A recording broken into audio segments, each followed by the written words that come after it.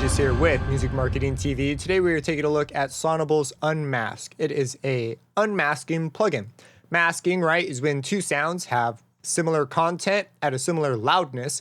Whichever one is slightly louder is the thing we're going to hear mostly. And the thing that's a little bit softer sounds a lot softer than it actually is. And so by adjusting those frequencies at that particular area, we can make one sound stand out against another, contributing to guiding the listener to what we want them to hear or making things sound a little bit more clear. So that is the entire goal of the Unmask plugin, and it automates this process for us. So let's take a look here. I've got this track, I've got some drums, I've got some bass. They are fighting for space in this track. They're not friends. It's not been mixed. Everything is super dang loud. So this is sort of a worst case scenario, and I'm picking this because it's kind of a good example. And let's go ahead, let's just play it, hear how it is right now.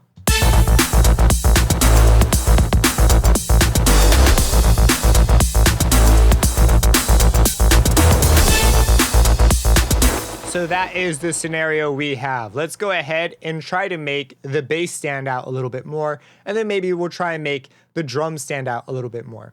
So when you're loading up the plugin, there's a certain way you should think about it. It'll help you load things correctly. So when you load the plugin, it is going to mask the thing that it is loaded onto. So if we want the bass to stand out, we need to load it on the drums. So here's the drum submix, and this is the bass submix. I'm going to load it on the drums because I want to mask the drums according to the bass. So I'm going to go ahead and grab unmask here and load that up. So it's been loaded on the drums because we are going to mask the drums according to what the bass says. So the bass will be the thing that stands out. Now, in order to do this, I need to route the bass to the drums. In FL Studio, you could shift click on your send here, or you could just click to send it and then turn the signal all the way down. And this is how you set up a sidechain. Now, if we go to unmask, go to the little cog icon, and then to processing, there's a sidechain input that appears on all the plugins. We're going to right click this and choose the bass submix. It'll be whatever you named your channel. But now we have it set up. Since we know it's the bass, I'm going to tell it to use the bass profile for its learning. And what it's going to do is I'm going to hit play. It's going to, and then I'm going to hit this record button, the learn button, and it's going to learn the profile of the bass, and it'll look at the drums. And this part's kind of a little bit of wizardry here because it sort of does it for you. And we will hear it. It'll pick some settings for us. So let's go ahead and see how it goes.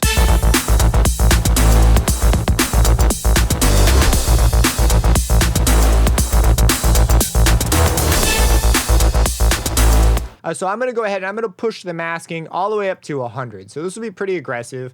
There's a speed for the masking and a resolution, which refers to how many bands of masking. Less bands will create bigger motions, which can lead to things like pumping sounds, which if you're doing EDM could be a desirable quality. I'm going to leave it on high. It also selects a range for us to look at that it's going to be masking, and we can alter this range if we need to. But let's just see. We'll start it at 0 and I'll slowly bring it up.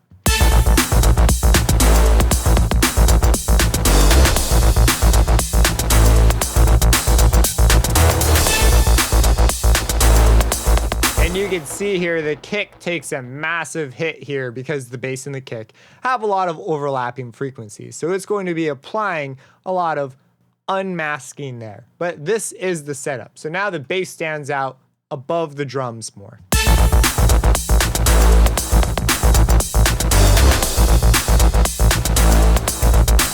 Of course, we wouldn't want this on this extreme of a setting, so we'd bring this back and use our ears.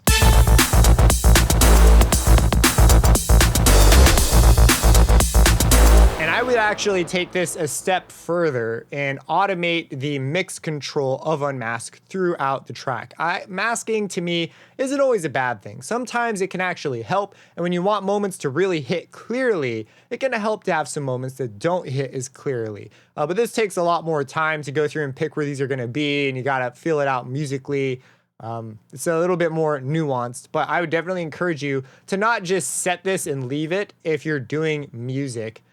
To instead use it to ebb and flow with your track. Definitely consider automating the mix. So I'm going to go ahead and turn this one off. Let's try making the drums clearer now. So what I'm going to do is I'm going to come over to the bass submix, and I'm going to load on another unmask. So here it is.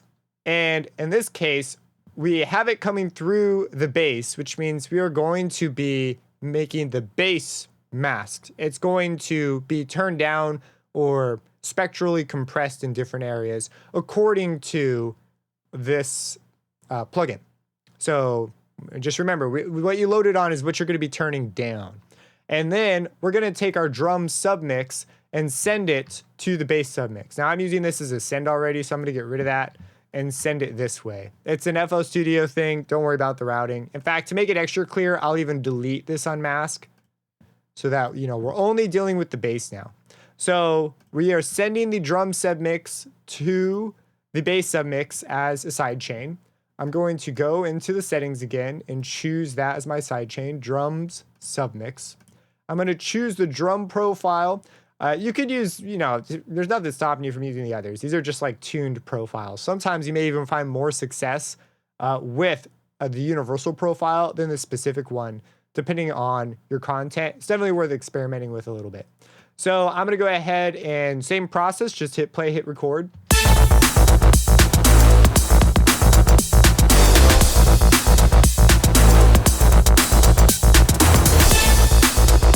All right, now with this, we have, again, some settings picked. We can see the range is a lot bigger, partially because if you're going to do this, you may also consider making a profile just for the kick and the snare as a submix, and then mix that into like a bigger submix with all the other stuff, hats, cymbals, all those things, because those are typically the things, right, you're trying to negotiate with the bass. But I just sent the whole shabam in, so now I should be able to bring this up, and it will begin to make the bass go away and make the drums come forward.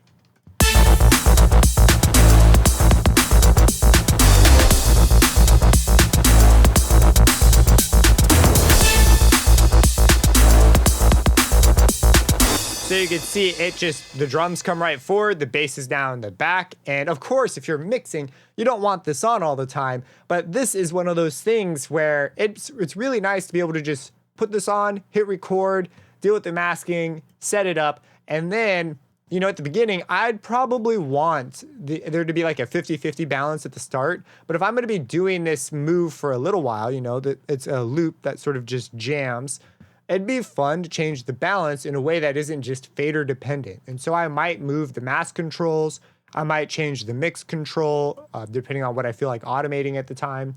And you could create a much more dynamic flowing mix, and this just makes the whole process really quick and easy. So that's Unmasked. If you have any questions about it, feel free to let me know down in the comments. Subscribe and hit the bell icon for future videos, and have a blessed day.